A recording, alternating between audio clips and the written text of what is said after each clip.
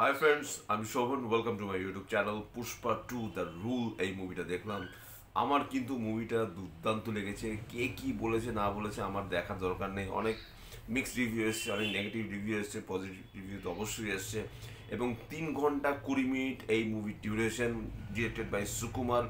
Allu Arjun lead কাস্টে আছে, এছাড়া রশ্মিকা মন্দানা আছে। আপনারা তো সবাই জানেন শ্রীবল্লির ক্যারেক্টারটা প্লে করেছে। এবং আল্লু অর্জুনের যে নাম, যে পুষ্পারাজ, পুষ্পারাজ বাহু, তা এখানে কিন্তু ফ্যামিলির ড্রামা, ইমোশন, অ্যাকশন থেকে শুরু করে প্রত্যেকটা জিনিস আছে। এবং কোথাও গিয়ে এই যে এত বড় ডিউরেশনের যে মুভিটা, 3 ঘন্টা 20 মিনিটের যে ডিউরেশনের যে মুভিটা, কোথাও গিয়ে কিন্তু আপনাদের সেই জিনিসটা কোথাও গিয়ে ফিল হবে না।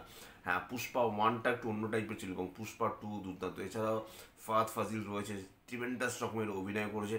কিন্তু তারপরেও তার অ্যাক্টিং যথেষ্ট ভালো হওয়া সত্ত্বেও তার স্পেসটা কিন্তু অনেকটাই কম।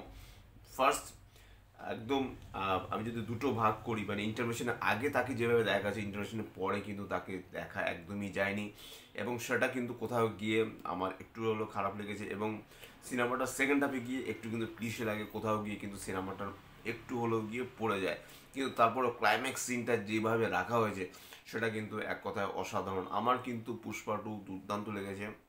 এবং এখানে একটা সিনের কথা আমাকে বলতেই হবে, যেখানে মা কালীর একটা গান রয়েছে, সেই গানটার যেভাবে আল্লু অর্জুন নেচেছে সেটা কিন্তু এক কথায় অসাধারণ। এবং এখানে যে গানগুলো রয়েছে সেই গানগুলো কিন্তু আমরা যখন গানগুলো আমি রীতিমতো আমার চ্যানেলে একটা রোস্টের রিভিউ আছে কিসকে গানটার, কিন্তু গানগুলো এত অ্যাপ্রোপ্রিয়েটভাবে বসানো হয়েছে সিনেমার মধ্যে। এবং গানগুলো যখন পুরোটা আপনি যখন গানটা দেখবেন তখন কিন্তু দর্শকরা কিন্তু হাততালি দিয়েছে, সিটি মেরেছে।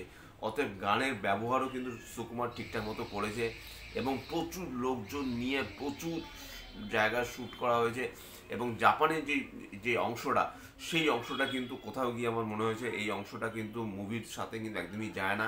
সেটা না রাখলেই পারা যেত। কিন্তু তারপর আমি বলবো যে আল্লু অর্জুনের যে এন্ট্রি সিন, সেটাকে যেভাবে এনহ্যান্স করা হয়েছে, সেটাকে যেভাবে নিয়ে আসা হয়েছে, সেটাকে যেভাবে মানে লার্জার দ্যান লাইফ দেখানো হয়েছে, সেটা কিন্তু এক কথা অসাধারণ। তো এখানে কিন্তু পুষ্পারাজ তার যে সাম্রাজ্য অনেক এক্সপ্যান্ড করেছে। এবং সে ফাহাদ ফাজিল শিখোয়াতের যে ক্যারেক্টারটা রয়েছে, তাকে যেভাবে মুরগি করে সেটা না দ্বিতীয়ত দেখার মতো। থানার যে সিনটা রয়েছে, যেখানে আমি এখন একটুখানি এখানে স্পয়লার দিতে বাধ্য হচ্ছি, যে পুলিশ ইন্সপেক্টরগুলোকে রীতিমতো সে কিনে নেয়। এবং কত বছর ধরে তাদের চাকরি রয়েছে, তা এত বছর ধরে চাকরি করলে সে কত টাকা পাবে, সেরকম পুলিশদের ধরে ধরে মানে বস্তায় টাকা দিয়ে দিয়ে যেভাবে পুলিশদের এক এক করে বিদেয় করে, সেটা কিন্তু দেখার মতো। এবং চন্দন কাঠের একটা সিন রয়েছে, সে এত স্পয়লার আমি দিয়ে দিচ্ছি। আমার যদিও চ্যানেলে ভিউজ সেরকম আসে না, আপনারা সবাই জানেন, কিন্তু তারপর আমার মনে হচ্ছে এই জিনিসগুলো স্পয়লার না দিলে আমার মনে হয় না রিভিউ থাকবে।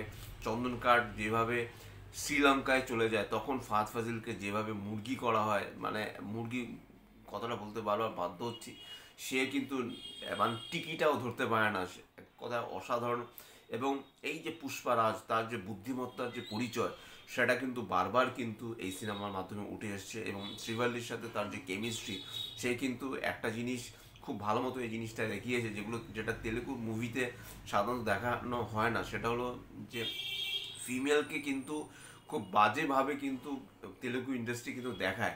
কিন্তু এখানে কিন্তু সুকুমার কিন্তু সেই জিনিসটা একদমই দেখায়নি। ফিমেলকে রীতিমতো তাদের রেসপেক্ট দেওয়া হয়েছে। এবং রশ্মিকা এত ভালো অভিনয় করেছে, রীতিমতো দেখার মতো। এবং তার সাথে একটা নাচ রয়েছে, সেই নাচে এত ভালো কোরিওগ্রাফ, মানে অসাধারণ। আপনারা যখন হলে গিয়ে, এটা 70 mm স্ক্রিনে দেখার মতো মুভি, এটা আপনারা যদি পাইরেটেড ভাবে যদি দেখেন, আপনাদের একদমই কিন্তু মুভিটা দেখতে ভালো লাগবে না।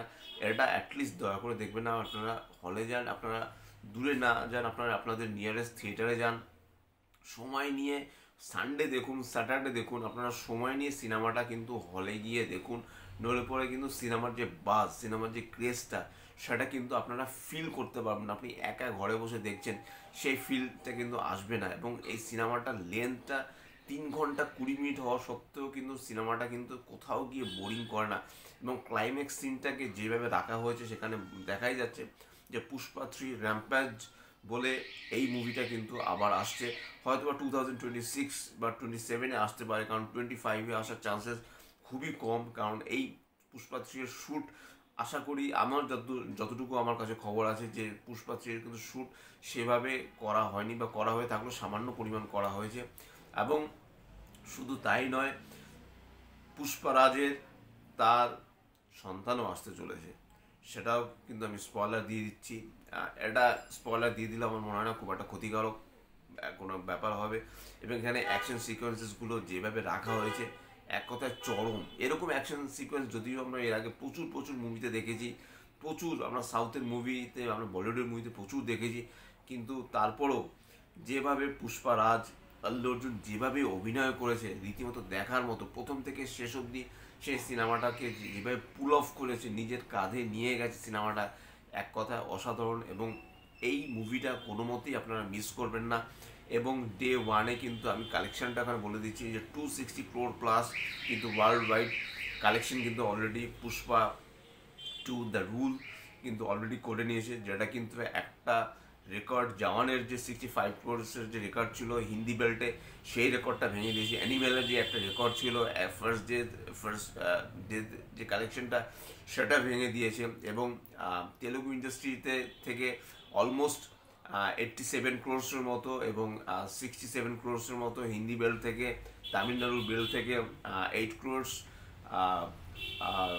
আপনার মালায়ালাম ইন্ডাস্ট্রি থেকে 5 crores, এবং কান্নাড়া থেকে 1 crores।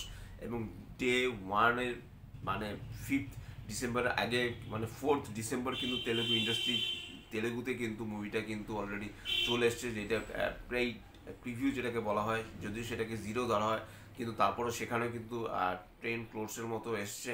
তো সব মিলে কিন্তু 10 crores প্লাস 165 crores, মানে ডে ওয়ানে 175 crores শুধু ইন্ডিয়া থেকে এসছে।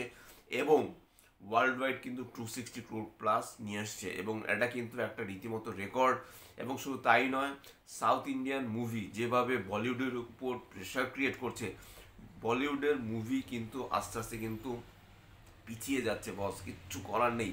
এবং এই সিনেমার কিন্তু স্টোরি সেরকম কিছু নেই, স্ক্রিন প্লেটাকে যেভাবে বিল্ড আপ করেছে সুকুমার, সেটাই কিন্তু, সুকুমার যেভাবে বিল্ড আপ করেছে সেটা কিন্তু এক কথা অসাধারণ। এবং আল্লু অর্জুনের অভিনয় নিয়ে কোনো কথা হবে না। তার কোরিওগ্রাফ বলুন, তার অ্যাকশন সিকোয়েন্সেস বলুন, তার বডি ল্যাঙ্গুয়েজ বলুন, তার হাঁটা চলা, কথা বলা, এবং ফ্লাওয়ার, ওয়াইল্ড ফ্লাওয়ার, এবং তার কোনো দলের কাউকে যদি কোনো আঘাত করা হয়, তার ফলে কি সেটা হতে, তার তার পরিণাম কি হতে পারে, সেটাও কিন্তু এই মুভিতে দেখিয়ে দেওয়া হয়েছে। এবং জাপানের সিকোয়েন্স অ্যাকশনগুলো সেটা তো অসম্ভব ভালো। এবং ফাহাদ ফাজিলের সাথে যে একটা টাসেল রয়েছে, সরি বলার পর কি বল করে একটা বিয়েবাড়ির একটা অনুষ্ঠানে সেটা, এবং আল্লু অর্জুন তার ভাতিজাকে বাঁচানোর যে সিনটা রয়েছে, হাত পা বাঁধা, সেখানে সে অ্যাকশন সিকোয়েন্সেসগুলো যেভাবে করে, সে সব মানে সিনেমাটা নিয়ে কোনো কথা হবে না। যারা নেগেটিভ রিভিউ বলেছে বা যারা মিক্সড রিভিউ করেছে, আমি জানি না তারা সিনেমাটাকে মানে অ্যাকচুয়ালি কী বলতে চায়।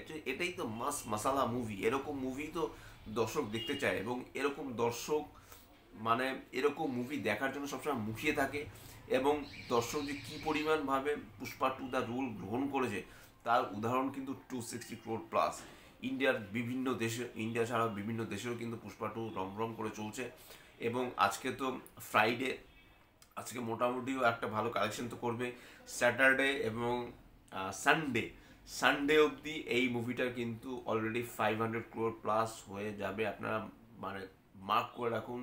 যে আবারও বলছি যে আজকে 6 ডিসেম্বর 2024 শোভনস রিভিউর চ্যানেল থেকে মার্ক দ্য ডেট, যে এই কথাটা বলা হয়েছে, সানডের মধ্যে কিন্তু 500 crore প্লাস অলরেডি কিন্তু এই মুভিটা বক্স অফিস কালেকশনে কিন্তু এনে দেবে।